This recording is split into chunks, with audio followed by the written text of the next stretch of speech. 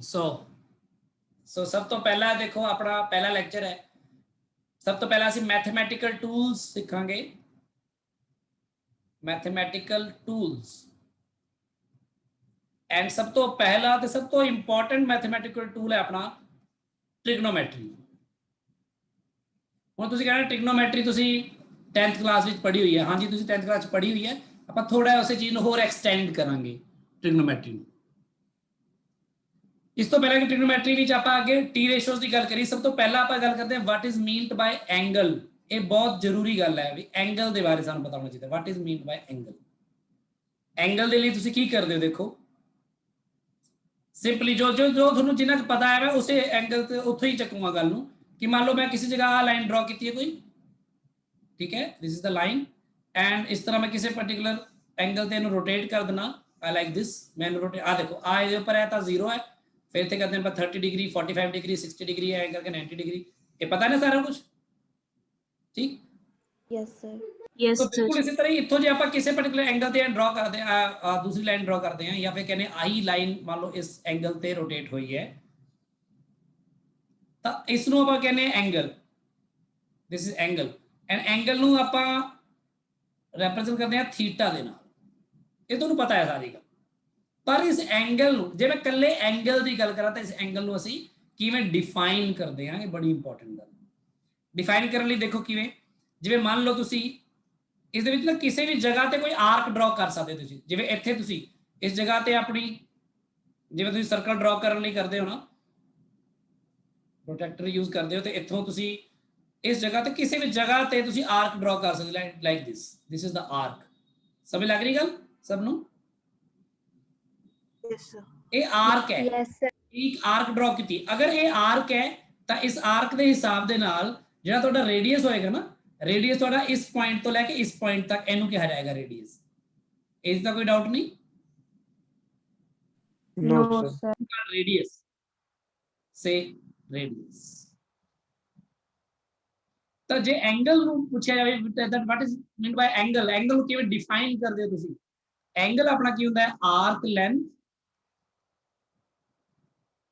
Divided ਬਾਈ radius. ਹੋ ਸਕਦਾ lower class ਵਿੱਚ ਕਿਸੇ ਜਗ੍ਹਾ ਮੈਥਮੈਟਿਕਸ ਚ ਤੁਹਾਨੂੰ ਕਿਸੇ ਨੇ ਦੱਸਿਆ ਹੋਵੇ ਕੋਈ ਗੱਲ ਹੋਈ ਹੋਵੇ ਤੇ ਹੋ ਸਕਦਾ ਨਾ ਵੀ ਹੋਈ ਹੋਵੇ, ਪਰ ਕੋਈ ਗੱਲ ਨਹੀਂ ਤੁਸੀਂ ਹੁਣ ਇੱਕ ਗੱਲ ਨੂੰ ਸਿੱਖੋ that ਆ ਜਿਹੜੀ ਆਰਕ ਲੈਂਥ ਹੈ ਇਹਨੂੰ ਆਪਾਂ L ਕਹਿ ਦਿੰਦੇ ਹਾਂ। ਇਹ ਆਰਕ ਲੈਂਥ ਹੈ ਇਹ ਜਿਹੜੀ ਆਰਕ ਦੀ ਤੇ ਇਹ ਰੇਡੀਅਸ ਨੂੰ R ਕਹਿ ਦਿੰਦੇ ਆ। ਤਾਂ ਇਹਨਾਂ ਚ ਰਿਲੇਸ਼ਨ ਕੀ ਹੁੰਦਾ ਹੈ that this theta this angle is given by the arc length divided by radius। ਹੁਣ ਬੜੀ ਇੰਪੋਰਟੈਂਟ ਗੱਲ ਹੈ ਕਿ ਕਈ ਵਾਰ ਕੋਈ ਬੱਚਾ ਕਹਿੰਦਾ ਹੈ ਕਿ ਵੀ ਤੁਸੀਂ ਆਰਕ ਇੱਥੇ ਹੀ ਕਿਉਂ ਡਰਾ ਕੀਤੀ ਹੈ? ਕੀ ਤੁਸੀਂ ਆਰਕ ਨੂੰ ਅੱਗੇ ਜਾ ਕੇ ਡਰਾ ਨਹੀਂ ਕਰ ਸਕਦੇ ਸੀ? ਕੀ ਪ੍ਰੋਟੈਕਟਰ ਨੂੰ ਥੋੜਾ ਜ਼ਿਆਦਾ ਉੱਪਰ ਨਹੀਂ ਕਰ ਸਕਦੇ ਸੀ? ਕਰ ਸਕਦੇ ਸੀ। ਇਸੇ ਜਗ੍ਹਾ ਤੋਂ ਤੁਸੀਂ ਆਰਕ ਇੱਥੇ ਵੀ ਡਰਾ ਕਰ ਸਕਦੇ ਹੋ। ਦੇਖੋ this is also an arc।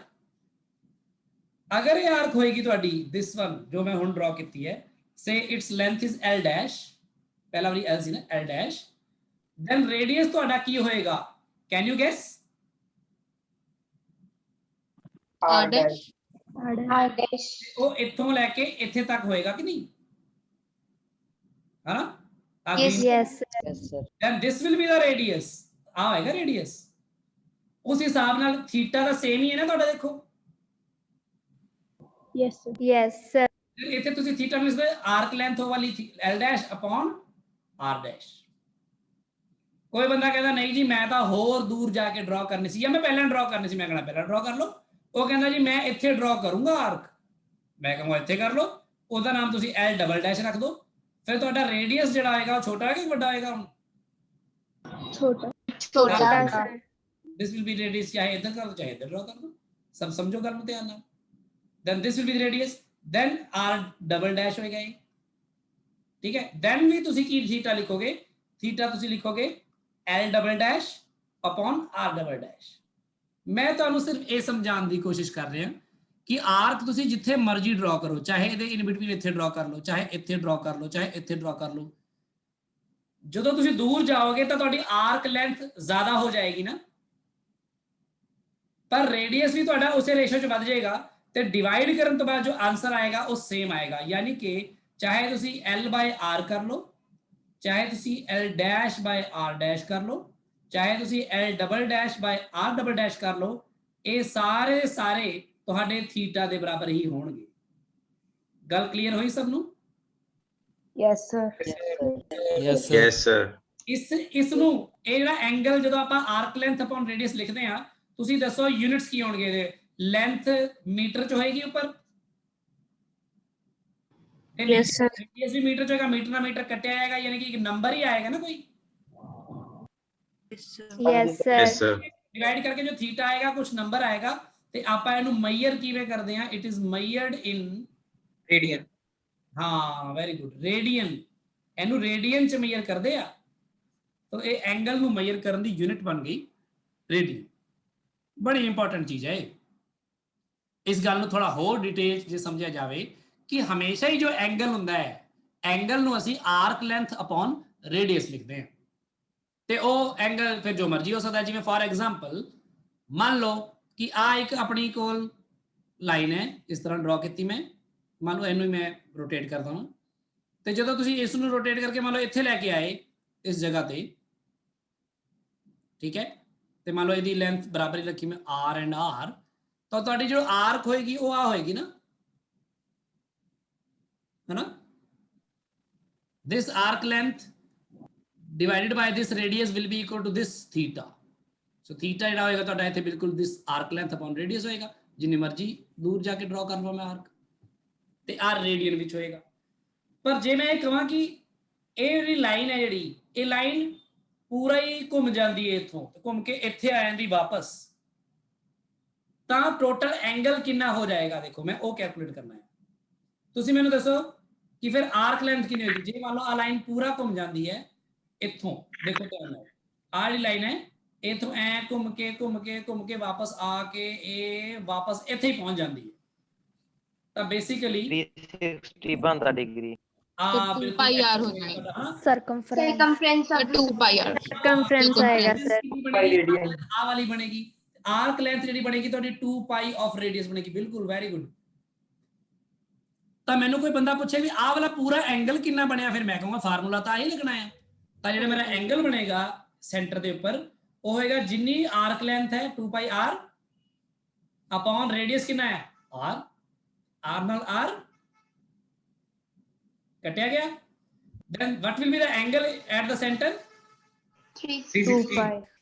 2 ਪਾਈ ਰੇਡੀਅਨਸ ਵਿੱਚ 2 ਪਾਈ ਹੋ ਗਿਆ, ਉਹ ਐਂਗਲ ਵਿੱਚ ਇਹ ਆਪਾਂ ਰੇਡੀਅਨ ਵਿੱਚ 2 ਪਾਈ ਹੋ ਗਿਆ, ਤੇ ਡਿਗਰੀ ਵਿੱਚ ਕਿੰਨਾ ਹੋ ਗਿਆ? 360 ਡਿਗਰੀ। ਸਮਝ ਲੱਗੀ ਸਾਰਿਆਂ ਨੂੰ ਗੱਲ? Yes, Yes, yes, Yes, sir. sir. ਇਹਦਾ ਮਤਲਬ ਹੈ ਕਿ 2 ਪਾਈ ਰੇਡੀਅਨ ਐਂਗਲ ਨੂੰ ਹੀ ਅਸੀਂ 360 ਡਿਗਰੀ ਕਹਿੰਦੇ ਆ। ਇਹ ਅਸੀਂ ਪੁਰਾਣੇ ਸਿਸਟਮ ਤੇ ਆਪਣੇ ਹੁਣ ਜੋ ਨਵਾਂ ਸਿੱਖ ਰਹੇ ਆ ਉਹਦੇ ਨਾਲ ਜੋੜਾਂਗੇ ਇਹਨੂੰ, ਇਹਦੇ ਨਾਲ। ਹਾਂਜੀ ਦੀਪਕ ਸਿੰਗਲਾ।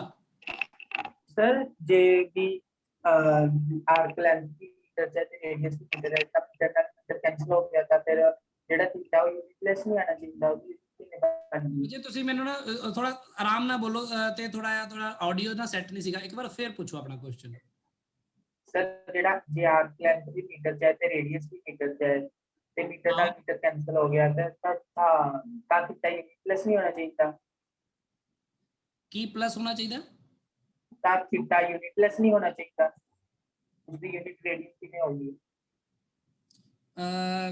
ਜੇ ਕਿਸੇ ਨੂੰ ਸਮਝ ਆਈ ਹੈ ਤਾਂ ਕੋਈ ਬੱਚਾ ਹੋਰ ਬੋਲੇ ਇੱਕ ਮਿੰਟ, ਮੈਨੂੰ ਨਾ ਉਹਦੀ ਆਵਾਜ਼ ਪ੍ਰੋਪਰ ਕਲੀਅਰ ਨਹੀਂ ਹੈ। ਸਰ ਉਹਨਾਂ ਨੇ ਕਿਹਾ ਕਿ ਲੈਂਥ ਦੀ ਯੂਨਿਟ ਵੀ ਮੀਟਰ ਚ ਹੁੰਦੀ ਹੈ, ਰੇਡੀਅਸ ਦੀ ਵੀ ਮੀਟਰ ਚ ਹੁੰਦੀ ਆ, ਤਾਂ ਮੀਟਰ ਕੱਟ ਹੋ ਗਿਆ ਤਾਂ ਥੀਟਾ ਯੂਨਿਟਲੈਸ ਨਹੀਂ ਹੋਣਾ ਚਾਹੀਦਾ। ਹਾਂ ਠੀਕ ਹੈ, ਬਹੁਤ ਦੀਪਕ, ਇਹਦਾ ਜਵਾਬ ਇਹ ਹੈ, ਅਸਲ ਵਿੱਚ ਜੋ ਡਾਇਮੈਂਸ਼ਨ ਲੈਸ ਹੈ ਉਹਦੀ ਡਾਇਮੈਂਸ਼ਨ ਕੋਈ ਨਹੀਂ ਹੈ, ਮੈਂ ਦੱਸੂਗਾ ਹੁਣੀ, ਉਹਦੇ ਆਪਾਂ ਡਾਇਮੈਂਸ਼ਨ ਐਨਾਲਿਸਿਸ ਪੜਾਂਗੇ ਨਾ, ਉਦੋਂ ਦੱਸੂਗਾ। ਪਰ ਆਪਾਂ ਇਹਨੂੰ ਯੂਨਿਟ ਦੱਸਿਆ, ਯੂਨਿਟ ਇਹਦਾ ਨਾਮ ਰੱਖਦਾ ਰੇਡੀਅਨ। ਰੇਡੀਅਨ ਦੀ ਬੇਸਿਕਲੀ ਡਾਇਮੈਂਸ਼ਨ ਕੋਈ ਵੀ ਨਹੀਂ ਹੁੰਦੀ, ਠੀਕ ਹੈ ਨਾ, ਇਹ ਹੈ ਇੱਕ ਨੰਬਰ ਹੀ ਹੈ। ਪਰ ਜਦੋਂ ਤੁਸੀਂ ਐਂਗਲ ਨੂੰ ਇਸ ਤਰ੍ਹਾਂ ਡਿਫਾਈਨ ਕਰਦੇ ਹੋ ਨਾ, ਆਰਕ ਅਪਨ ਰੇਡੀਅਸ, ਤਾਂ ਆਪਣੇ ਕੋਲ ਜੋ ਨਿਕਲ ਕੇ ਆਉਂਦਾ ਹੈ ਐਂਗਲ, ਆਪਾਂ ਥੀਟਾ ਨੂੰ ਰੇਡੀਅਨ ਚ ਮੈਜ਼ਰ ਕਰਦੇ ਹਾਂ। ਡਾਇਮੈਂਸ਼ਨ ਲੈਸ ਹੋਣਾ ਤੇ ਯੂਨਿਟ ਲੈਸ ਹੋਣਾ ਦੋ ਅਲੱਗ ਚੀਜ਼ਾਂ ਨੇ। ਇੱਥੇ ਆਪਾਂ ਕਹਾਂਗੇ ਐਂਗਲ ਡਾਇਮੈਂਸ਼ਨ ਲੈਸ ਹੋਏਗਾ ਕਿਉਂਕਿ ਲੈਂਥ ਉੱਪਰ ਵੀ ਹੈ, ਲੈਂਥ ਨੀਚੇ ਵੀ, ਲੈਂਥ ਨਾਲ ਲੈਂਥ ਕੈਂਸਲ, ਡਾਇਮੈਂਸ਼ਨ। ਪਰ ਯੂਨਿਟ ਆਪਾਂ ਇਹਦੀ ਡਿਫਾਈਨ ਕੀਤੀ ਹੈ ਇਸੇ ਤਰ੍ਹਾਂ, ਇਹ ਕਿਉਂਕਿ ਆਪਣਾ ਐਂਗਲ ਹੈ, ਇਹ ਐਂਗਲ ਨੂੰ ਆਪਾਂ ਰੇਡੀਅਨ ਚ ਡਿਫਾਈਨ ਕਰਦੇ ਹਾਂ। ਹਾਂਜੀ ਪ੍ਰਭਲੀਨ। ਸਰ ਤੇ ਫਿਰ ਜਿਹੜੇ ਅਸੀਂ ਪਹਿਲਾਂ ਲਿਖਦੇ ਸੀਗੇ ਕਿ 360 ਡਿਗਰੀਜ਼ ਆ, ਤੇ ਡਿਗਰੀਜ਼ ਤੇ ਫਿਰ ਰੇਡੀਅਨ ਚ ਡਿਫਰੈਂਸ ਆ ਅਲੱਗ-ਅਲੱਗ ਕਿ ਡਿਗਰੀ ਉਹਦਾ ਪਾਰਟ ਆ?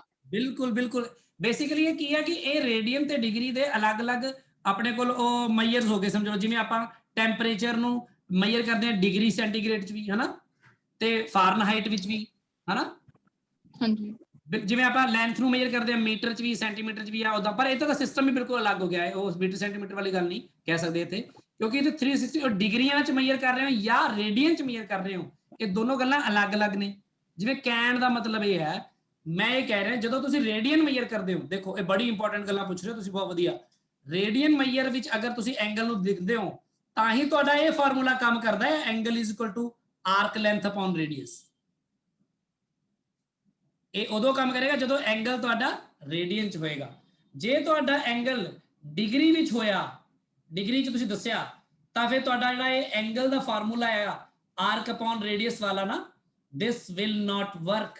ਐਂਡ ਮੈਂ ਤੁਹਾਨੂੰ ਦਿਖਾ ਦਿੰਦਾ ਕਿ ਕਿਵੇਂ ਵਰਕ ਨਹੀਂ ਕਰੇਗਾ। ਜਿਵੇਂ ਕਿ ਤੁਸੀਂ ਸੋਚ ਕੇ ਦੇਖੋ, ਕੋਈ ਵੀ ਐਗਜ਼ਾਮਪਲ ਲੈ ਲੈਂਦੇ ਆਪਾਂ,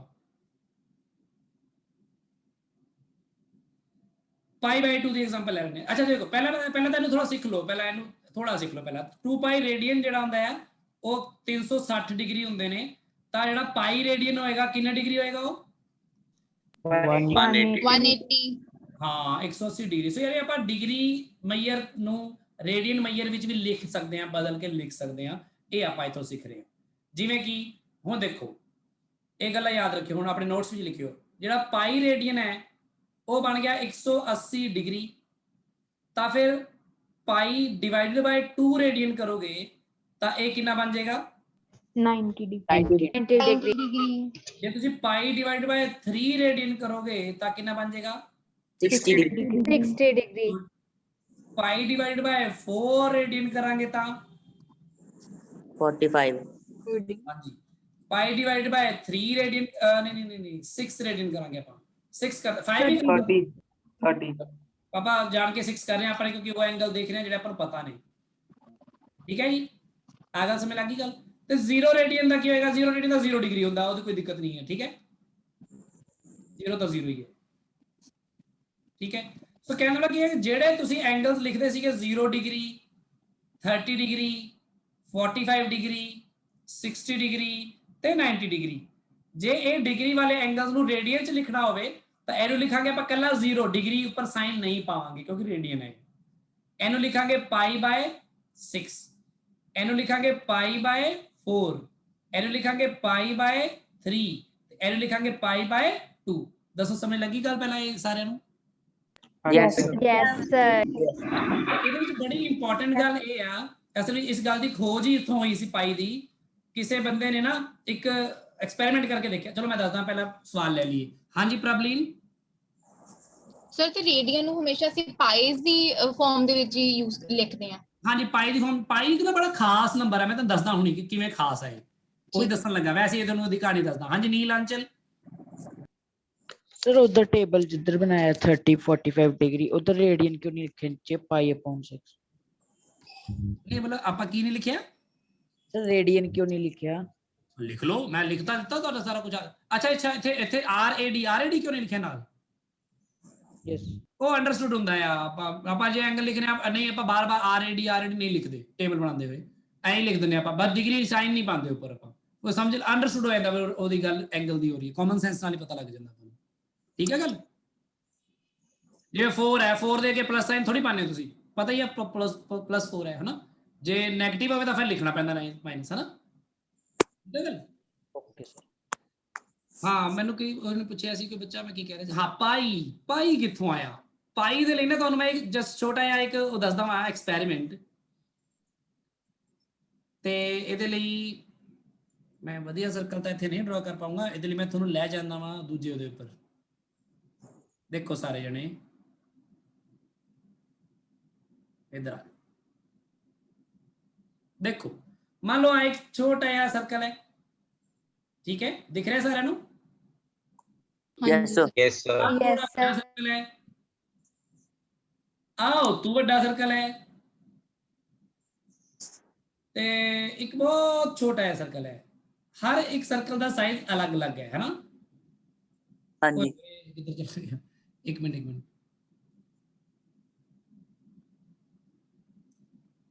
ਹਾਂ, ਸੌਰੀ। ਸੋ ਦੇਖੋ ਇਹਦੇ ਵਿੱਚ ਨਾ ਆਪਾਂ ਇੱਕ ਬੰਦਾ ਹੈ A, ਇੱਕ ਬੰਦਾ B, ਇੱਕ ਬੰਦਾ C, ਇੱਕ ਬੰਦਾ D, ਉਹ ਸਾਰੇ ਨਾ ਇਸ ਸਰਕਲ ਦੇ ਨਾਲ ਜੁੜੀਆਂ ਕੁਝ ਮੈਜ਼ਰਮੈਂਟਸ ਕਰਨ ਜਾ ਰਹੇ ਨੇ ਤੇ ਐਂਡ 'ਚ ਦੇਖਦੇ ਆ ਕੀ ਰਿਜ਼ਲਟ ਨਿਕਲਦਾ ਹੈ। ਮੈਂ ਇਹਨਾਂ ਨੂੰ ਕਿਹਾ, ਮੈਂ ਕਿਹਾ ਤੁਸੀਂ ਪਤਾ ਕੀ ਕਰੋ, ਤੁਸੀਂ ਇਹਦਾ ਪੈਰੀਮੀਟਰ ਫਾਈਂਡ ਕਰੋ ਤੇ ਪੈਰੀਮੀਟਰ ਨੂੰ ਇਹਦੇ ਡਾਇਆਮੀਟਰ ਨਾਲ ਡਿਵਾਈਡ ਕਰ ਦਿਓ। ਜਿਹੜਾ ਵੀ ਸਰਕਲ A ਨੂੰ ਦਿੱਤਾ ਕੰਮ ਆ ਕਰਨ ਦਾ, ਮੈਂ ਕਿਹਾ ਤੂੰ ਆਪਣਾ ਕੰਮ ਕਰ। ਪੈਰੀਮੀਟਰ ਕੀ ਕਰਨਾ, ਮੈਂ ਉੱਪਰ ਲਿਖ ਦਿੰਦਾ ਵਾ, ਤੁਹਾਨੂੰ ਸਮਝ ਲੱਗ ਜਾਏਗੀ ਗੱਲ। ਪੈਰੀਮੀਟਰ ਨੂੰ ਤੁਸੀਂ ਇਹਦੇ ਡਾਇਆਮੀਟਰ ਨਾਲ ਡਿਵਾਈਡ ਕਰੋ ਤੇ ਦੇਖੋ ਆਨਸਰ ਕੀ ਆਉਂਦਾ ਆ। ਠੀਕ ਹੈ, ਜਿਹੜਾ ਇਹ ਬੰਦਾ ਆ ਇਹਨੇ ਕੀ ਕੀਤਾ, ਪੈਰੀਮੀਟਰ ਮੈਜ਼ਰ ਕਰਨਾ ਸੀ। ਇਹਨੂੰ 2πr ਦਾ ਫਾਰਮੂਲਾ ਨਹੀਂ ਪਤਾ। 2πr ਤੁਸੀਂ ਕਹਿੰਦੇ ਹੋ ਨਾ, ਇਹਨੂੰ ਨਹੀਂ ਕਹਿਣਾ, ਆਪਾਂ ਨੂੰ ਨਹੀਂ ਪਤਾ, ਸਾਨੂੰ ਤਾਂ ਪਤਾ ਹੀ ਨਹੀਂ ਹੈਗਾ ਫਾਰਮੂਲਾ। ਅਸੀਂ ਬਸ ਕਹਿ ਰਹੇ ਕਿ ਸਾਨੂੰ ਬਸ ਪੈਰੀਮੀਟਰ ਪਤਾ ਕਰਨ ਨੂੰ ਕਿਹਾ ਉਹਨੇ। ਫਿਰ ਮੈਂ ਇਹ ਨੂੰ ਕਿਹਾ ਬਾਈ ਤੂੰ ਪਰਦਾ ਕਿਵੇਂ ਕਰੇਗਾ, ਉਹ ਪਤਾ ਕੀ ਕਰਕੇ ਆਇਆ, ਉਹ ਫਲੈਕਸੀਬਲ ਜੇ ਥ੍ਰੈਡ ਲੈ ਕੇ ਆਇਆ ਇੱਕ। ਠੀਕ ਹੈ, ਫਲੈਕਸੀਬਲ ਜੀ ਥ੍ਰੈਡ ਲਿਆ ਕੇ ਉਹਨੇ ਇੱਥੇ ਉਹਨੂੰ ਜੋੜ ਕੇ ਥ੍ਰੈਡ ਨੂੰ ਗਮ ਦੇ ਨਾਲ, ਫਿਰ ਥ੍ਰੈਡ ਨੂੰ ਇਹਦੇ ਅਰਾਊਂਡ ਘੁਮਾਤਾ ਉਹਨੇ, ਐ ਕਰਕੇ ਘੁਮਾ ਕੇ ਇੱਥੇ ਉਹਨੇ ਨਿਸ਼ਾਨ ਲਾ ਲਿਆ। ਫਿਰ ਥ੍ਰੈਡ ਕੱਢ ਕੇ ਉਹਨੇ ਦੇਖਿਆ ਵੀ ਕਿੰਨਾ ਵੱਡਾ ਆ ਤੇ ਉਹਦੀ ਲੰਬਾਈ ਉਹਨੇ ਮਾਪ ਲਈ ਸਕੇਲ ਦੇ ਨਾਲ। ਸਮਝ ਲੱਗ ਗਈ ਗੱਲ ਸਾਰਿਆਂ ਨੂੰ ਕੀ ਕੀਤਾ ਉਹਨੇ?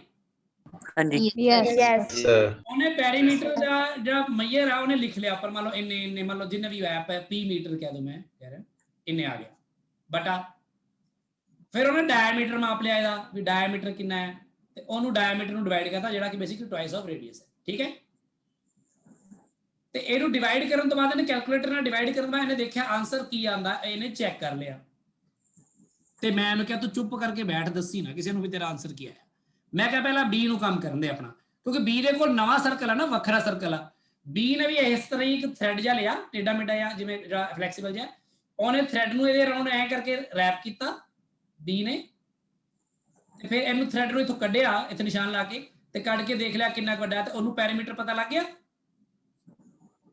ਤੇ 2 ਟਾਈਮਸ ਇਹਦੇ ਰੇਡੀਅਸ ਦੇ, ਯਾਨੀ ਉਹਦੇ ਨਾਲ ਇਹਨੂੰ ਡਿਵਾਈਡ ਕਰਤਾ ਤੇ ਇਹਦਾ ਵੀ ਕੋਈ ਨਾ ਕੋਈ ਆਨਸਰ ਆਇਆ ਹੋਣਾ। ਇਹਨੇ ਬਾਅਦ ਚ ਕੈਲਕੂਲੇਟਰ ਚ ਪੁੱਟ ਕਰਕੇ ਮਾਰਿਆ ਹੋਣਾ ਉਹਨੇ ਐਂਟਰ, ਤੇ ਕੋਈ ਨਾ ਕੋਈ ਜਵਾਬ ਆ ਗਿਆ ਹੋਣਾ। ਸਮਝ ਲੱਗ ਰਹੀ ਸਾਰਿਆਂ ਨੂੰ ਗੱਲ? ਹਾਂਜੀ ਇਹੀ ਕੰਮ C ਨੇ ਕੀਤਾ, ਇਹੀ ਕੰਮ C ਨੇ ਕੀਤਾ। C ਨੇ ਵੀ ਇਹੀ ਕਰਕੇ C ਦਾ ਪੈਰੀਮੀਟਰ ਬਟਾ ਉਹਦਾ ਟਵਾਈਸ ਆਫ ਰੇਡੀਅਸ ਆ ਗਿਆ। ਇਹਦਾ ਰੇਡੀਅਸ ਵੱਡਾ ਹੈ ਥੋੜਾ ਜਿਹਾ, ਇਹਦਾ ਪੈਰੀਮੀਟਰ ਵੀ ਵੱਡਾ ਹੈ। ਇਸ ਤਰ੍ਹਾਂ ਇਹਨੇ D ਨੇ ਕੀਤਾ। ਸੋ ਸਾਰਿਆਂ ਨੇ ਬੇਸਿਕਲੀ ਉਹੀ ਕੰਮ ਕੀਤਾ, ਪਰ ਇਹਨਾਂ ਬੰਦਿਆਂ ਨੂੰ ਆ ਨਹੀਂ ਪਤਾ ਸੀ ਇੱਕ ਦੂਜੇ ਬਾਰੇ ਕਿ ਆ ਕੀ ਕਰ ਰਹੇ ਨੇ। ਮੈਂ ਇਹਨਾਂ ਚਾਰਾਂ ਬੰਦਿਆਂ ਨੂੰ ਅਲੱਗ-ਅਲੱਗ ਕਮਰੇ 'ਚ ਬੰਦ ਕਰਕੇ ਮੈਂ ਕਿਹਾ ਤੁਸੀਂ ਆ ਕੰਮ ਕਰੋ, ਕਰਨ ਲੱਗ ਗਏ। ਜਦੋਂ ਉਹਨਾਂ ਨੇ ਕੀਤਾ ਫਿਰ ਮੈਂ ਪਤਾ ਕੀ ਕੀਤਾ, ਮੈਂ ਫਿਰ ਕੱਲੇ ਕੋਲ ਗਿਆ ਕਾਪੀ ਲੈ ਕੇ, ਮੈਂ ਕਿਹਾ ਹਾਂ ਬਈ, ਓਏ ਹੋਏ ਬੰਦ ਹੋ ਗਿਆ ਉਹ ਸਕਰੀਨ, ਦਿਖ ਰਹੀ ਨਾ ਸਕਰੀਨ ਸਾਰਿਆਂ ਨੂੰ? yes ਲਓ ਜੀ, ਮੈਂ ਕਾਪੀ ਲੈ ਕੇ ਪਹੁੰਚ ਗਿਆ ਉਹਦੇ ਕੋਲ। ਮੈਂ ਇਹਨੂੰ ਕਿਹਾ, ਮੈਂ ਕਿਹਾ ਭਾਈ ਤੇਰਾ ਆਨਸਰ ਕਿੰਨਾ ਆਇਆ? ਉਹ ਕਹਿੰਦਾ ਮੇਰਾ ਆਨਸਰ ਹੈ 3.142 ਕਰਕੇ ਐ ਕਰਕੇ ਕੁਝ ਆਨਸਰ ਇਹਦਾ ਆਇਆ ਲਗਭਗ। ਮੈਂ B ਕੋਲ ਗਿਆ, ਮੈਂ ਕਿਹਾ ਤੇਰਾ ਕੀ ਆਨਸਰ ਆਇਆ? ਕਹਿੰਦਾ 3.141 ਕਰਕੇ ਕੁਝ ਆਨਸਰ ਆ ਗਿਆ ਇਸ ਤਰ੍ਹਾਂ ਦਾ ਟੇਢਾ ਮੇਢਾ, ਕਿਉਂਕਿ ਮੈਜ਼ਰਮੈਂਟ 'ਚ ਗਲਤੀ ਹੋ ਜਾਂਦੀ ਨਾ, ਕਿਸੇ ਦੇ 1 ਮੀਟਰ ਮਿਲੀਮੀਟਰ ਦੀ ਕੋਈ ਨਾ ਕੋਈ ਗਲਤੀ ਨਾ ਹੋਈ ਗਈ ਹੋਣੀ ਹੈ ਥ੍ਰੈਡ ਨੂੰ ਮੈਜ਼ਰ ਕਰਨ 'ਚ। ਇਹਦਾ ਆਨਸਰ ਵੀ ਲਗਭਗ ਇਹੀ ਆਇਆ 3.14 ਦੇ ਨੇੜੇ ਤੇੜੇ, ਇਹਦਾ ਆਨਸਰ ਵੀ ਆਇਆ 3.14 ਦੇ ਨੇੜੇ ਤੇੜੇ। ਹੁਣ ਆਹ ਗੱਲ ਬੜੀ ਹੈਰਾਨੀ ਵਾਲੀ ਗੱਲ ਆ ਕਿ ਸਰਕਲ ਦੇ ਸਾਈਜ਼ ਤਾਂ ਵੱਖਰੇ ਵੱਖਰੇ ਲਏ ਗਏ, ਪਰ ਸਾਰੇ ਸਰਕਲ ਦਾ ਜਿਹੜਾ ਪੈਰੀਮੀਟਰ ਆ ਜਦੋਂ ਉਸੇ ਸਰਕਲ ਦੇ ਡਾਇਆਮੀਟਰ ਨਾਲ ਡਿਵਾਈਡ ਕੀਤਾ ਤਾਂ ਸਾਰਿਆਂ ਦਾ ਆਨਸਰ ਬਿਲਕੁਲ ਸੇਮ ਆਇਆ। ਦੇਖੋ ਇਹ ਐਕਸਪੈਰੀਮੈਂਟ ਤੁਸੀਂ ਕਰਕੇ ਵੀ ਦੇਖ ਸਕਦੇ ਹੋ। ਹਾਲਾਂਕਿ ਬਹੁਤ ਹੈਡੇਕ ਹੋਊਗੀ ਕਿ ਉਹਨੂੰ ਫਲੈਕਸੀਬਲ ਥ੍ਰੈਡ ਨਾਲ ਮੈਜ਼ਰ ਕਰਨਾ ਐਂਡ ਆਲ ਦੈਟ, ਕਿਉਂਕਿ ਤੁਸੀਂ ਫਾਰਮੂਲਾ ਤਾਂ ਲਾਓਗੇ ਨਹੀਂ। ਆਹ ਜਿਹੜਾ ਨੰਬਰ ਆਇਆ ਨਾ, ਫਿਰ ਇਹ ਨੰਬਰ ਸਾਰੇ ਵੈਸੇ ਸੇਮ ਆਇਆ। ਇਸ ਨੰਬਰ ਨੂੰ ਬਹੁਤ ਐਕਿਊਰੇਟਲੀ ਕੈਲਕੂਲੇਟ ਕੀਤਾ ਗਿਆ। ਫਿਰ ਮੈਥਮੈਟੀਸ਼ੀਅਨ ਸਾਰੇ ਉਹਨਾਂ ਦੇ ਕੰਨ ਖੜੇ ਹੋ ਗਏ ਕਿ ਬਈ ਆਹ ਤਾਂ ਬੜੀ ਵੱਡੀ ਗੱਲ ਆ, ਪੈਰੀਮੀਟਰ ਤੇ ਡਾਇਆਮੀਟਰ ਹਮੇਸ਼ਾ ਹੀ ਸੇਮ ਆਉਂਦਾ ਵਾ, ਸਰਕਲ ਜਿੰਨਾ ਮਰਜ਼ੀ ਵੱਡਾ ਹੋਵੇ, ਟਾਇਰ ਚਾਹੇ ਟਰੱਕ ਦਾ ਹੋਵੇ ਤੇ ਚਾਹੇ ਹੋਵੇ ਸਾਈਕਲ ਦਾ ਤੇ ਚਾਹੇ ਛੋਟੇ ਬੱਚਿਆਂ ਵਾਲੀ ਸਾਈਕਲ ਦਾ, ਬਈ ਉਹਦਾ ਜਦੋਂ ਪੈਰੀਮੀਟਰ ਬਟਾ ਡਾਇਆਮੀਟਰ ਤੇ ਬਰਾਬਰ ਹੀ ਆਉਂਦਾ ਵਾ ਸਾਰਿਆਂ ਦਾ। ਇੱਥੋਂ ਫਿਰ ਖੋਜ ਹੋਈ ਇੱਕ ਨਵੇਂ ਨੰਬਰ ਦੀ, ਉਸ ਨੰਬਰ ਦਾ ਨਾਮ ਕੀ ਰੱਖਿਆ ਗਿਆ? ਪਾਈ। 3.142 ਦੇ ਨੇੜੇ ਤੇੜੇ ਦਾ ਆਨਸਰ ਆਉਂਦਾ ਆ। ਤੇ ਇਸ ਤੋਂ ਬਾਅਦ ਇਸ ਨੰਬਰ ਦੇ ਨੇੜੇ ਤੇੜੇ ਉਹ ਕਹਿੰਦੇ ਇੱਕ ਰੈਸ਼ਨਲ ਨੰਬਰ ਲੱਭ ਲਓ ਜਿਹੜਾ ਇਹਦੇ ਨੇੜੇ ਤੇੜੇ ਹੋਵੇ, ਅਪਰੋਕਸੀਮੇਟਲੀ ਪਾਈ ਦੀ ਵੈਲਿਊ ਫਿਰ 22/7 ਲੈ ਲਏਗੀ। ਸਮਝ ਲੱਗੀ ਸਾਰਿਆਂ ਨੂੰ ਗੱਲ ਕੀ ਨਹੀਂ? ਦੱਸੋ।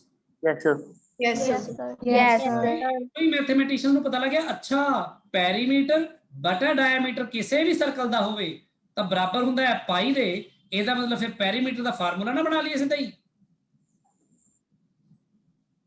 ਸਮਝ ਲੱਗੀ ਗੱਲ? ਹਾਂਜੀ yes ਇਸ ਤਰ੍ਹਾਂ ਪਾਈ ਦੀ ਖੋਜ ਹੋਈ, ਸਮਝ ਲਓ ਪਾਈ ਦੀ ਖੋਜ ਇਸ ਤਰ੍ਹਾਂ ਹੋਈ ਕਿ ਵੀ ਆਪਾਂ ਪੈਰੀਮੀਟਰ ਤੇ ਡਾਇਮੀਟਰ ਨੂੰ ਡਿਵਾਈਡ ਕੀਤਾ, ਨੰਬਰ ਸੇਮ ਹੀ ਆਉਂਦਾ ਹਰ ਸਰਕਲ ਦੇ ਲਈ। ਤਾਂ ਹਰੇਕ ਸਰਕਲ ਦਾ ਫਾਰਮੂਲਾ ਪਤਾ ਲੱਗ ਗਿਆ ਉਹਦੇ ਰੇਡੀਅਸ ਤੋਂ, ਪੈਰੀਮੀਟਰ ਦਾ।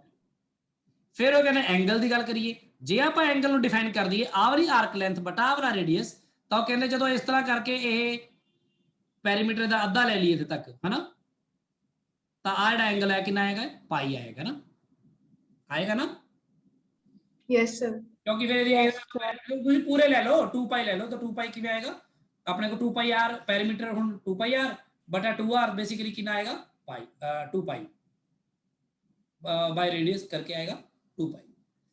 ਹੁਣ ਤੁਹਾਨੂੰ ਪਤਾ ਲੱਗਿਆ ਮੈਂ ਕੀ ਕਹਿ ਰਿਹਾ ਹਾਂ ਤੁਹਾਨੂੰ ਇਸ ਤੋਂ ਪਹਿਲਾਂ ਜੋ ਸਮਝਾ ਰਿਹਾ ਹਾਂ। Yes sir. ਯੈਸ ਠੀਕ ਹੈ ਨਾ। ਸੋ ਹੁਣ ਆਪਾਂ ਗੱਲ ਕਰਦੇ ਹਾਂ ਉਹੀ ਵਾਲੀ ਜੋ ਕੰਟੀਨਿਊ ਕਰਦੇ ਹਾਂ ਜੋ ਕਰ ਰਹੇ ਸੀ। ਇੱਕ ਪਾਈ ਜਿਹੜਾ ਹੁੰਦਾ ਆ, ਪਾਈ ਇੱਥੋਂ ਆਉਂਦਾ ਹੈ ਬਿਲਕੁਲ, ਤੇ ਇਹਦੇ ਨਾਲ ਆਪਾਂ ਮਈਅਰਸ ਇਹ ਕਰਦੇ ਹਾਂ। ਜਿਵੇਂ ਫੋਰ ਐਗਜ਼ਾਮਪਲ ਜੇ ਤੁਸੀਂ ਮੈਨੂੰ ਕਹੋ ਕਿ ਡਿਗਰੀ ਤੇ ਉਹਨੂੰ ਮੈਂ ਇਕੱਠੇ ਸੋਚਣਾ ਚਾਹਾਂ, ਦੇਖਣਾ ਚਾਹਾਂ, ਕਿਵੇਂ ਦੇਖੂਗਾ, ਮੈਂ ਕਹਾਂ ਦੇਖੋ ਆਹ ਲਾਈਨ ਹੈ ਤੇ ਮੈਂ ਕਹੂੰਗਾ ਆਹ ਲਾਈਨ ਹੈ, ਤੇ ਮੰਨ ਲਓ ਆਹ ਲਾਈਨ ਤੇ ਆਹ ਲਾਈਨ 'ਚ ਐਂਗਲ ਹੈਗਾ ਮੰਨ ਲਓ 45 ਡਿਗਰੀ। ਤਾਂ 45 ਡਿਗਰੀ ਨੂੰ ਜੇ ਡਿਗਰੀ ਵਿੱਚ ਦੇਖਣਾ ਚਾਹੋ ਤਾਂ ਡਿਗਰੀਆਂ ਵੀ ਤੁਸੀਂ ਇਹਨੂੰ ਵੰਡ ਸਕਦੇ ਹੋ ਨਾ, ਇਹ ਬਹੁਤ ਬਰੀਕ ਹੋਏਗਾ ਕੰਮ।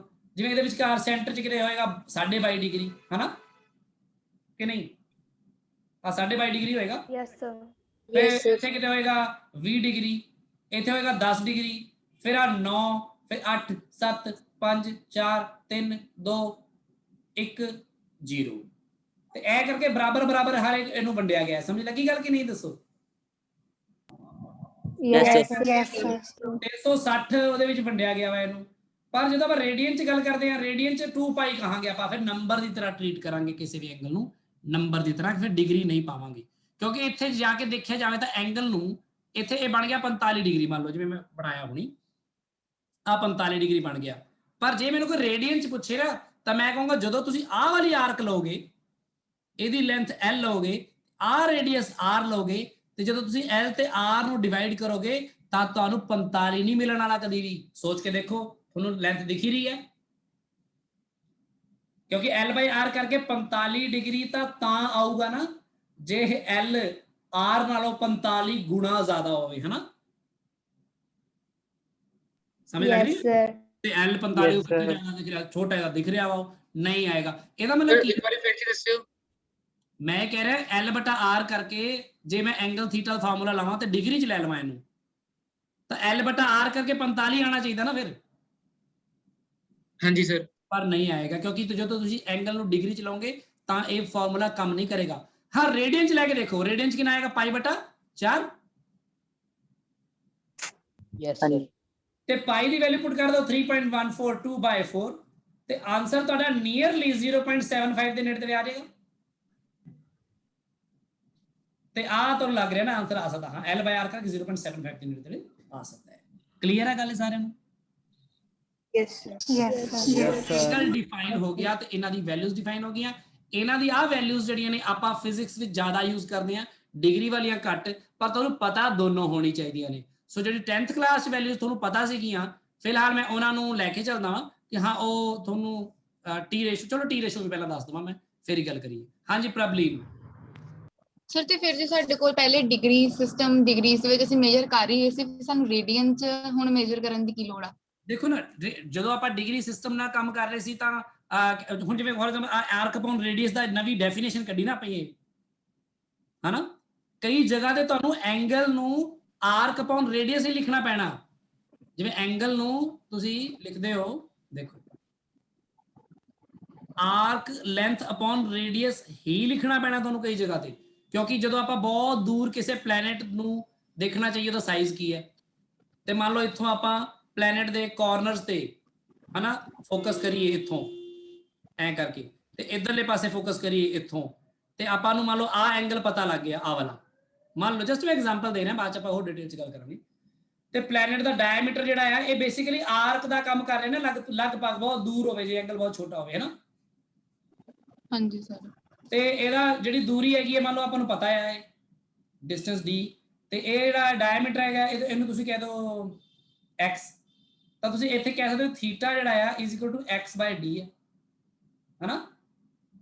ਤੇ ਤੇ ਆ ਥੀਟਾ ਤੁਹਾਡਾ ਜੇ ਡਿਗਰੀਆਂ ਚ ਹੋਇਆ ਫਿਰ ਤਾਂ ਕੰਮ ਹੀ ਨਹੀਂ ਕਰਨਾ, ਇਹ ਫਾਰਮੂਲਾ ਨਹੀਂ ਕੰਮ ਕਰਨਾ ਆਰਕ ਅਪੋਨ ਰੇਡੀਅਸ ਵਾਲਾ।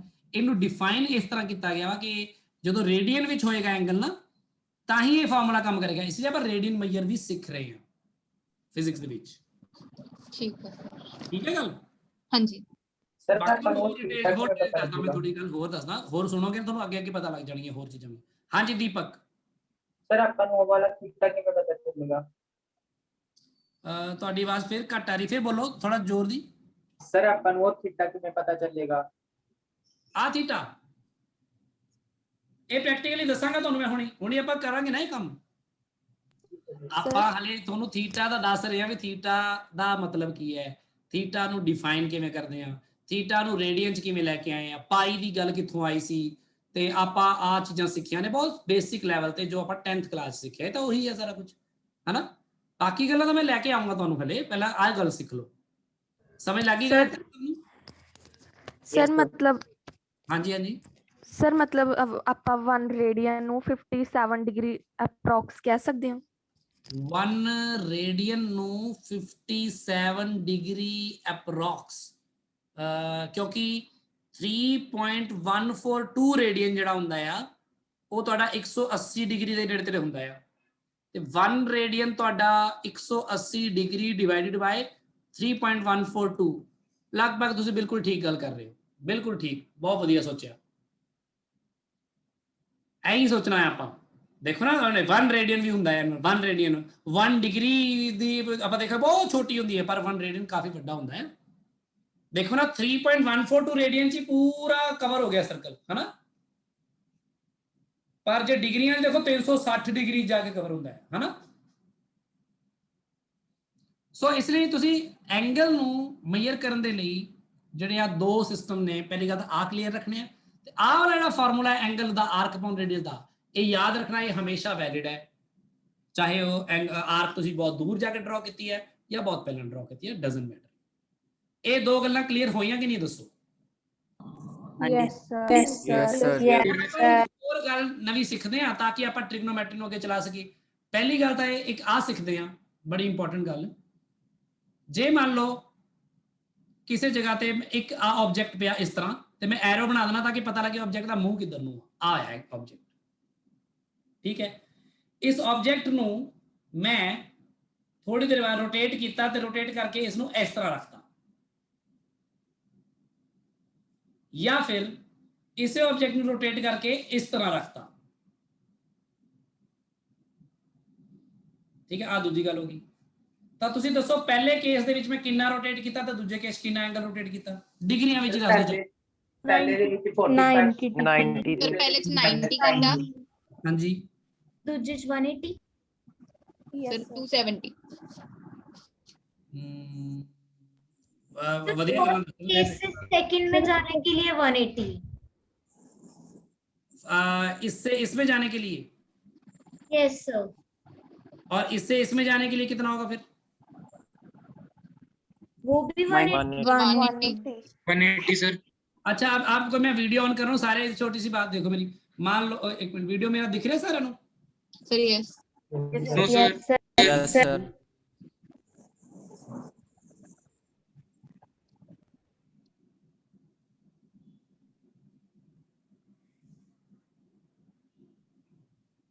मेरा वीडियो विजिबल है सबको?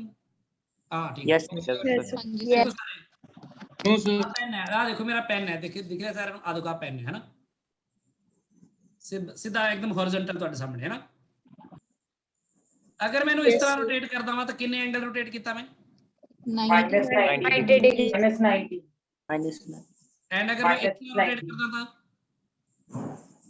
90 90 ਦੇਖੋ ਹੁਣ ਇਹਦੇ ਵਿੱਚ ਹੀ ਆਪਾਂ ਆ ਕਨਫਿਊਜ਼ਨ ਦੂਰ ਕਰਨੀ ਹੈ ਸਭ ਦੀ। ਪਹਿਲਾਂ ਤਾਂ ਅੱਗੇ ਤੋਂ ਆਪਾਂ ਕਦੀ ਵੀ ਜਦੋਂ ਰੋਟੇਸ਼ਨ ਦੇਖਦੇ ਆ ਨਾ ਤਾਂ ਐਂਗਲ ਦੀ ਰੋਟੇਸ਼ਨ ਮੈਟਰ ਕਰਦੀ ਹੈ ਕਿ ਕਲੌਕਵਾਈਜ਼ ਆ ਕਿ ਐਂਟੀ ਕਲੌਕਵਾਈਜ਼, ਉਸ ਅਕੋਰਡਿੰਗ ਆਪਾਂ ਆਪਣੀ ਕਨਵੈਨਸ਼ਨ ਲਈ ਹੋਈ ਹੈ ਤਾਂ ਕਿ ਆਪਾਂ ਨੂੰ ਕੋਈ ਭੁਲੇਖਾ ਨਾ ਪਵੇ ਰੋਟੇਸ਼ਨ ਦਾ, ਠੀਕ ਹੈ। ਉਹ ਕਿਸ ਤਰ੍ਹਾਂ ਆ ਕਿ ਜਦੋਂ ਵੀ ਕੋਈ ਤੁਹਾਡੀ ਮੰਨ ਲਓ ਆ ਸਟ੍ਰੇਟ ਲਾਈਨ ਹੈ ਕੋਈ, ਇਹਨੂੰ ਰੋਟੇਟ ਕਰਨਾ ਹੈ ਆਪਾਂ, ਤੇ ਅਗਰ ਇਸ ਦਾ ਰੋਟੇਸ਼ਨ ਤੁਸੀਂ ਇਸ ਸਾਈਡ ਕੀਤਾ ਯਾਨੀ ਕਿ ਐਂਟੀ ਕਲੌਕਵਾਈਜ਼, ਠੀਕ ਹੈ।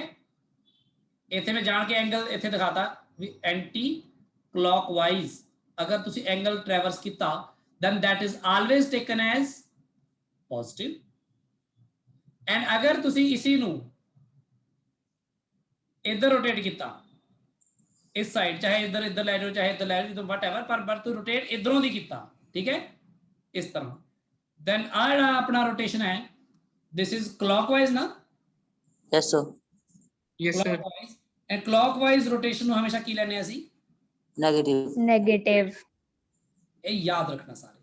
यानी कि अगर मैंने कोई कह दे कि आ एक लाइन सी इस तरह, तो इसमें रोटेट करके मैं इस तरह ले गया, पर मैं लेके इस तरह गया, मैं ਤੁਹਾਨੂੰ प्रोसेस दस रहा, लेके इस तरह गया मैं, then I will say that the rotation of the object is by 90 degree.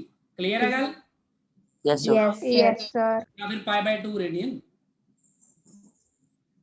But अगर मैं इसी लाइन नू इसी तरह, हुण बड़े ध्यान नाल सुने मेरी गल, बड़ी इंपॉर्टेंट गल है, इस तो लैके ऐ घुमा के इधरों जाके इत्थे ले आया वापस, पर हुण तुहानूं मैं दसिया ना मैं किवें लैके आया, मैं हुण इधरों दी लैके गया वां, इस तरह आई तो उत्थे ही है वो।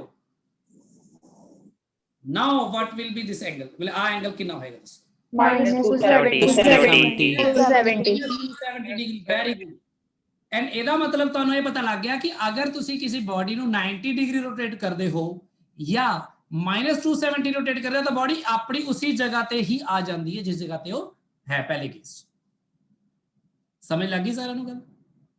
Yes sir. इसका मतलब ये है कि अगर इस लाइन नु मैं इस तरह रोटेट कर दवा इधर नु, then this will be called +90 degree, and अगर मैं इसको रोटेट कर दवा नीचे नु इस तरह like this, that will be -90 degree.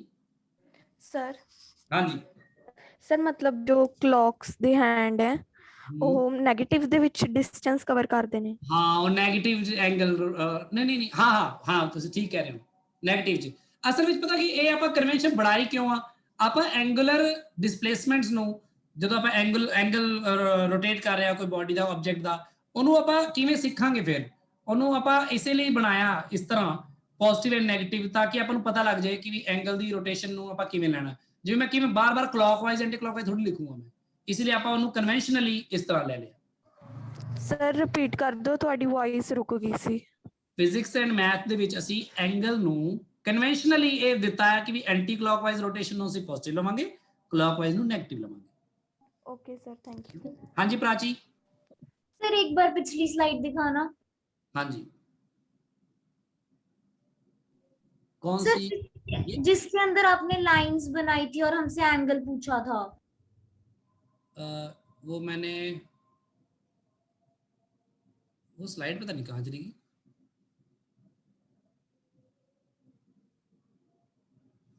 एक मिनट, आप ऐसे ही पूछ लो, मुझे क्या पूछना है, अभी मिल नहीं रही, पता नहीं कहाँ चली गई। सर जैसे आपने दिखाया था कि एक बार रोटेट करके आपने एक स्ट्रेट लाइन दिखाई थी विद इट्स फेस अपवर्ड्स, और उसके बाद एक straight line with its face downwards, तो आपने ये तो बताया नहीं कि हमने उसको किस तरफ को रोटेट किया है, एंटी क्लॉकवाइज या क्लॉकवाइज। एग्जैक्टली, बिल्कुल सही, बहुत अच्छा क्वेश्चन है। एंगल मैंने बताया ही नहीं ना, इसका मतलब अगर मैंने बताया ही नहीं, तो अगर कोई बच्चा मुझे ये कह देगा कि मैंने 270 डिग्री रोटेट किया है, तब भी मुझे उसकी बात माननी पड़ेगी, हाँ बात तो सही कह रहा है वो। और अगर कोई बच्चा कह देगा नहीं मैंने -90 डिग्री किया है, तब भी मैं उसकी बात को सही मानूंगा, अगर नीचे की तरफ हुआ है रोटेशन। ओके क्या बात, ये बिल्कुल सही, बहुत बढ़िया भाई। तुसी इस तरह ही सोचना है हमेशा, जब तक पूरी गल क्लैरिटी नाल डिफाइंड नहीं है तुसी उते क्वेश्चन कर सकते हो। जिवें फॉर एग्जांपल मान लो आ एक लाइन है, हुण सिंपल जी गल है, मैं ये इनिशियली देखा, मान लो मैं इहनूं देख रहा सी, ठीक है, ते किसी ने आके अखां ते पाता पर्दा, उन्हें कहा भी नहीं तैनूं देखण नहीं देना भी की चल रहा। मैं बस ये देखा, हुण तुसीं ध्यान नाल, तुसीं तां देख ही रहे हो, तुसीं देखियो हुण की जा रहा, देखो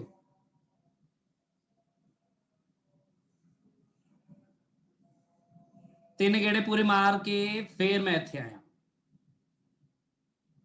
ठीक है गल। हुण मैं इस बंदे दे सामने दी पर्दा चकता, मैं कहा 10 मिनट कितना डिग्री रोटेट किया, हुण वो बंदा काफी कुछ सोच सकता है। Now this person he can think कि शायद इस तरह गया होए तां ये मैनू आंसर दे सकता है -90 डिग्री, है ना कि नहीं? हाँ जी सर। या फिर ਜਾਂ ਫਿਰ ਇੱਕ ਪੂਰਾ ਗੇੜਾ ਮਾਰ ਕੇ -360 ਡਿਗਰੀ ਤੇ ਵਾਪਸ ਜਾ ਕੇ ਉੱਥੋਂ ਫਿਰ ਹੋਰ -90 ਕਰਕੇ ਇਹ ਹੋ ਸਕਦਾ ਹੈ ਕਿ -450 ਡਿਗਰੀ ਵੀ ਤਾਂ ਹੋ ਸਕਦਾ ਹੈ ਕਿ ਨਹੀਂ? Yes, sir. ਲੱਗੀ ਗੱਲ? Yes, sir. ਉਹ ਕਹਿੰਦਾ ਯਾਰ ਆ ਵੀ ਹੋ ਸਕਦਾ 2 ਗੇੜੇ ਮਾਰੇ ਹੋਣ, ਪਹਿਲਾਂ 720 ਪੂਰੇ ਗੇੜੇ ਮਾਰ ਕੇ ਫਿਰ -90 ਕੀਤਾ ਹੋਵੇ ਹੋਰ, ਤਾਂ answer can be -810 degree also, ਹੈ ਨਾ? Yes, sir. ਫਿਰ ਉਹ ਕਹਿੰਦਾ ਪਰ ਨਹੀਂ ਮੈਂ ਇਦਾਂ ਹੀ ਕਿਉਂ ਸੋਚ ਰਿਹਾ, ਕੀ ਪਤਾ ਇਹਨਾਂ ਨੇ ਇੱਧਰ ਨੂੰ ਘੁਮਾਇਆ ਹੀ ਨਾ ਹੋਵੇ, ਆਹ ਵਾਲੀ ਸਾਰੀ ਗੱਲ ਸੋਚਣਾ ਬੰਦ ਕਰੇਗਾ ਕਿ ਛੱਡੋ। ਉਹ ਕਹੇਗਾ ਕੀ ਪਤਾ ਇਹਨਾਂ ਨੇ ਪੋਜ਼ਿਟਿਵਲੀ ਉਧਰ ਨੂੰ ਘੁਮਾਇਆ ਹੋਵੇ ਤੇ ਐ ਲੈ ਕੇ ਆਏ ਹੋਣ, ਤਾਂ ਉਹ ਕਹਿ ਰਿਹਾ ਕਿ ਨਹੀਂ ਇਹਦਾ ਐਂਗਲ ਹੈਗਾ ਜੀ 270 ਡਿਗਰੀ। ਫਿਰ ਉਹ ਕਹਿੰਦਾ ਆ ਵੀ ਤਾਂ ਹੋ ਸਕਦਾ ਨਾ ਕਿ ਪੂਰਾ ਪਹਿਲਾਂ ਇੱਧਰ ਜਾ ਕੇ ਇੱਕ ਗੇੜਾ ਮਾਰ ਕੇ 360 ਦਾ, ਫਿਰ ਆ ਗਿਆ 270, ਤਾਂ ਕੀ ਪਤਾ ਹੈ 360 ਜਮਾ 270 ਆ ਹੋ ਗਿਆ ਹੋਵੇ 630 ਡਿਗਰੀ ਹੋ ਗਿਆ ਹੋਵੇ। ਸਮਝ ਲੱਗ ਰਹੀ ਮੇਰੀ ਗੱਲ ਸਭ ਨੂੰ? ਹਾਂਜੀ Yes, ਸਰ sir. ਠੀਕ ਨੇ। ਤੇ ਰੋਟੇਸ਼ਨ ਦੇ ਵਿੱਚ ਐਂਗਲ 'ਚ ਖਾਸ ਗੱਲ ਇਹ ਹੈ ਕਿ ਹਰ ਇੱਕ 360 ਡਿਗਰੀ ਤੋਂ ਬਾਅਦ ਉਹ ਰਿਪੀਟੇਸ਼ਨ ਸ਼ੁਰੂ ਹੋ ਜਾਂਦੀ ਹੈ, ਬਾਰ-ਬਾਰ ਬੰਦਾ ਉਸੇ ਪੋਜੀਸ਼ਨ ਤੇ ਦੁਬਾਰਾ ਆਉਣ ਲੱਗ ਜਾਂਦਾ ਹੈ, ਹਨਾ? ਹਾਂਜੀ। ਇਹਦੇ ਕਰਕੇ ਟੀ ਰੇਸ਼ੋਜ਼ ਵੀ ਪ੍ਰਭਾਵਿਤ ਹੋਣਗੇ। ਮੈਂ ਬਹੁਤ ਡਿਟੇਲ 'ਚ ਦੱਸੂਗਾ ਤੁਹਾਨੂੰ ਟ੍ਰਿਗਨੋਮੈਟਰੀ, ਪਹਿਲਾਂ ਤੁਸੀਂ ਸਿਰਫ ਆਹ ਸਿੱਖੋ। ਸੋ ਆਹ ਗੱਲ ਮੈਨੂੰ ਲੱਗਦਾ ਤੁਹਾਨੂੰ ਕਲੀਅਰ ਹੋ ਚੁੱਕੀ ਹੈ ਹੁਣ। ਸਰ ਆਪਾਂ ਨੇ ਫਾਈਨਲ ਐਂਗਲ ਦੇਖਣਾ ਹੁੰਦਾ ਹੈ। ਹਾਂਜੀ, ਮਤਲਬ ਫਾਈਨਲ ਐਂਗਲ ਮੈਂ ਕਹਿਣ ਦਾ ਮਤਲਬ ਹੈ ਕਿ ਜਿੱਥੇ ਵੀ ਆਬਜੈਕਟ ਹੈ ਉੱਥੇ ਉਹ ਕਿਵੇਂ ਆ ਸਕਦਾ ਇਹ ਤੁਸੀਂ ਸੋਚ ਸਕਦੇ ਹੋ, ਹਨਾ? ਜਿਵੇਂ ਵੀ ਇਹਦੇ ਕਿੰਨੇ ਆਨਸਰ ਹੋ ਸਕਦੇ ਨੇ? ਇਨਫਿਨਿਟਲੀ ਮੈਨੀ ਹੋ ਸਕਦੇ ਨੇ ਨਾ? ਸਹੀ ਹੈ ਯੈਸ ਸਰ। Yes, sir. ਉਸੇ ਲਈ ਉਹਨਾਂ ਨੇ ਕੀ ਕਿਹਾ ਕਿ ਮੁੜ ਘੁੜ ਕੇ ਤਾਂ ਉੱਥੇ ਹੀ ਆ ਜਾਂਦਾ, ਤਾਂ ਉਹਨਾਂ ਨੇ ਇੱਕ ਨਵੀਂ ਚੀਜ਼ ਕੀਤੀ। ਉਹਨਾਂ ਨੇ ਕੀ ਕੀਤਾ, ਇਸ ਨੂੰ ਕੁਆਡਰੈਂਟਸ 'ਚ ਡਿਵਾਈਡ ਕਰਤਾ, ਪੂਰੇ 360 ਡਿਗਰੀ ਐਂਗਲ ਨੂੰ ਐ ਕਰਕੇ ਐ ਲੈ ਲਿਆ, 4 ਹਿੱਸਿਆਂ 'ਚ ਵੰਡਤਾ ਇਹਨੂੰ, ਠੀਕ ਹੈ? ਜਿਹੜੀ ਪੋਜ਼ਿਟਿਵ ਐਕਸ ਐਕਸਿਸ ਹੁੰਦੀ ਹੈ ਜਿਹਦੇ ਪਾਸੇ ਨੂੰ, ਉਹਨੂੰ ਉਹਨਾਂ ਨੇ 0 ਪੋਜੀਸ਼ਨ ਮੰਨ ਲਿਆ ਕਿ ਮੰਨ ਲਓ ਕਿ ਆਹ 0 ਡਿਗਰੀ ਦਾ ਇੱਥੇ ਐਂਗਲ ਹੈ, ਡਿਗਰੀ 'ਚ ਦੇਖ ਲਓ ਪਹਿਲਾਂ। ਤੇ ਜਦੋਂ 0 ਡਿਗਰੀ ਹੈ ਤਾਂ ਇੱਥੋਂ ਜਦੋਂ ਉੱਪਰ ਆਪਾਂ ਕਲੌਕਵਾਈਜ਼ ਜਾਈਏ ਤਾਂ ਉੱਪਰ ਵਾਲਾ ਆਹ ਪੋਜੀਸ਼ਨ ਤੇ ਕਿੰਨਾ ਹੋਏਗਾ? 90 90 ਤੇ ਹੋਰ ਅੱਗੇ ਆਓਗੇ ਇੱਧਰ ਕਿੰਨਾ ਆਏਗਾ? 180 degree. ਥੋੜਾ ਹੋਰ ਅੱਗੇ ਆਓਗੇ ਤਾਂ 270, ਤੇ ਵਾਪਸ ਉੱਥੇ ਹੀ ਪਹੁੰਚ ਜਾਓਗੇ ਤਾਂ ਇਹ 360 ਡਿਗਰੀ ਬਣ ਜਾਏਗਾ। ਯਾਨੀ 0 ਡਿਗਰੀ ਤੇ 360 ਡਿਗਰੀ ਬੇਸਿਕਲੀ ਉੱਥੇ ਹੀ ਨੇ, ਹਨਾ? ਹਾਂਜੀ। ਇਹ ਹੁੰਦਾ ਹੈ Yes. ਕਿ ਬੰਦਾ ਪੂਰਾ ਗੋਲ ਘੁੰਮ ਕੇ ਫਿਰ ਉੱਥੇ ਖੜਾ ਹੋ ਗਿਆ, ਤੁਸੀਂ ਅੱਖਾਂ ਖੋਲੀਆਂ, ਤੁਸੀਂ ਦੇਖਿਆ ਅੱਛਾ ਤੂੰ ਤਾਂ ਕਿਤੇ ਗਿਆ ਹੀ ਨਹੀਂ, ਕੋਈ ਡਿਸਪਲੇਸਮੈਂਟ ਹੋਈ ਨਹੀਂ। ਹੁਣ ਤੁਹਾਡੀਆਂ ਅੱਖਾਂ ਜਦੋਂ ਬੰਦ ਸੀਗੀਆਂ ਉਹ ਪੂਰਾ ਗੋਲ ਘੁੰਮ ਕੇ ਖੜਾ ਹੋ ਗਿਆ ਉੱਥੇ, ਹਨਾ? ਹਾਂਜੀ। ਇਹਨੂੰ ਹੋਰ Yes. ਵਧਾਉਣਾ ਚਾਹੇ ਕੋਈ ਚਾਹੇ ਕਿ ਮੈਂ ਇੱਕ ਹੋਰ ਗੇੜਾ ਕੱਢ ਲਵਾਂ ਤਾਂ ਕੱਢ ਲਵੇ। 360 ਚ 90 ਹੋਰ ਜੋੜੋ 450 ਇੱਥੇ ਆ ਜਾਏਗਾ, ਉਹ ਚ 90 ਹੋਰ ਜੋੜੋ 540 ਇੱਥੇ ਆ ਜਾਏਗਾ, ਹਨਾ? 450 ਇੱਥੇ ਆ ਜਾਏਗਾ, ਤੇ 540 ਚ 90 ਹੋਰ ਜੋੜੋ 630 ਇੱਥੇ ਆ ਜਾਏਗਾ, 90 ਹੋਰ ਜੋੜੋ 720 ਫੇਰ ਉੱਥੇ ਆ ਜਾਏਗਾ ਮੁੜ ਕੇ। ਸਮਝ ਲੱਗ ਰਹੀ ਗੱਲ? ਹਾਂਜੀ ਸਰ। ਇਹ ਹੈਗਾ ਉਹ ਬੰਦਾ Yes. ਜਿਹੜਾ ਗੇੜੇ ਮਾਰ ਰਿਹਾ ਸੀ ਇਸ ਤਰ੍ਹਾਂ ਕਲੌਕਵਾਈਜ਼, ਹਨਾ? ਓ ਸੌਰੀ ਐਂਟੀ ਕਲੌਕਵਾਈਜ਼, ਹਨਾ? ਇੱਕ ਬੰਦਾ ਕਹਿੰਦਾ ਉਹ ਕਈ ਵਾਰ ਪੁੱਠਾ ਸੋਚਦਾ, ਉਹਦਾ ਕਹਿੰਦਾ ਨਹੀਂ ਮੈਂ ਤਾਂ ਕਲੌਕਵਾਈਜ਼ ਜਾਊਂਗਾ, ਮੈਂ ਤਾਂ ਆਪਣੇ ਹਿਸਾਬ ਨਾਲ ਨਾਮ ਦਊਂਗਾ। ਮੈਂ ਕਹੂੰਗਾ ਦੇ ਲਓ। ਉਹ ਕਹਿੰਦਾ ਦੇਖੋ ਇਹਨੂੰ ਤਾਂ ਮੈਂ 0 ਡਿਗਰੀ ਕਹਿ ਰਿਹਾ ਵਾਂ, ਪਰ ਉਹ ਕਹਿੰਦਾ ਉਸ ਤੋਂ ਬਾਅਦ ਇਹਨੂੰ ਮੈਂ ਕਹੂੰਗਾ ਪਹਿਲਾਂ -90 ਡਿਗਰੀ। ਸਮਝ ਲੱਗੀ ਗੱਲ? ਉਹ ਕਹੂੰਗਾ ਮੈਂ ਇਹਨੂੰ ਕਹੂੰਗਾ -180 ਡਿਗਰੀ, ਇਹਨੂੰ ਕਹੂੰਗਾ -270 ਡਿਗਰੀ, ਤੇ ਇੱਥੇ ਆ ਕੇ ਕਹੂਗਾ -360 ਡਿਗਰੀ। सर मतलब जो -90 डिग्री है is equal to positive 270. You can't say that it is actually equal to, ਪਰ you can say ਕਿ ਜਦੋਂ ਟ੍ਰਿਗਨੋਮੈਟ੍ਰਿਕ ਰੇਸ਼ੀਓਜ਼ ਦੀ ਗੱਲ ਕਰਦੇ ਆ ਆਪਾਂ, sin cos tan ਥੀਟਾ ਪਤਾ ਕਰਦੇ ਆ, ਤਾਂ ਜੋ ਵੈਲਿਊ -90 ਡਿਗਰੀ ਦੀ ਆਏਗੀ ਬਿਲਕੁਲ ਉਹੀ ਵੈਲਿਊ 270 ਡਿਗਰੀ ਦੀ ਜ਼ਰੂਰ ਆਏਗੀ। ਪਰ ਇਹਨੂੰ ਜੇ ਤੁਸੀਂ ਫਿਜ਼ੀਕਲ ਸੈਂਸ 'ਚ ਦੇਖੋ ਤਾਂ ਫਰਕ ਪੈਂਦਾ ਆ। ਜਿਵੇਂ ਕਹਿਣ ਦਾ ਮਤਲਬ ਮੈਂ ਖੜਾ ਵਾਂ ਕਿਸੇ ਜਗ੍ਹਾ ਤੇ, ਜਿਵੇਂ ਮੰਨ ਲਓ ਇੱਕ ਮਿੰਟ ਮੇਰਾ ਕਰਸਰ ਕਿੱਥੇ ਘੁੰਮ ਗਿਆ, ਆ ਰਿਹਾ ਦੇਖੋ,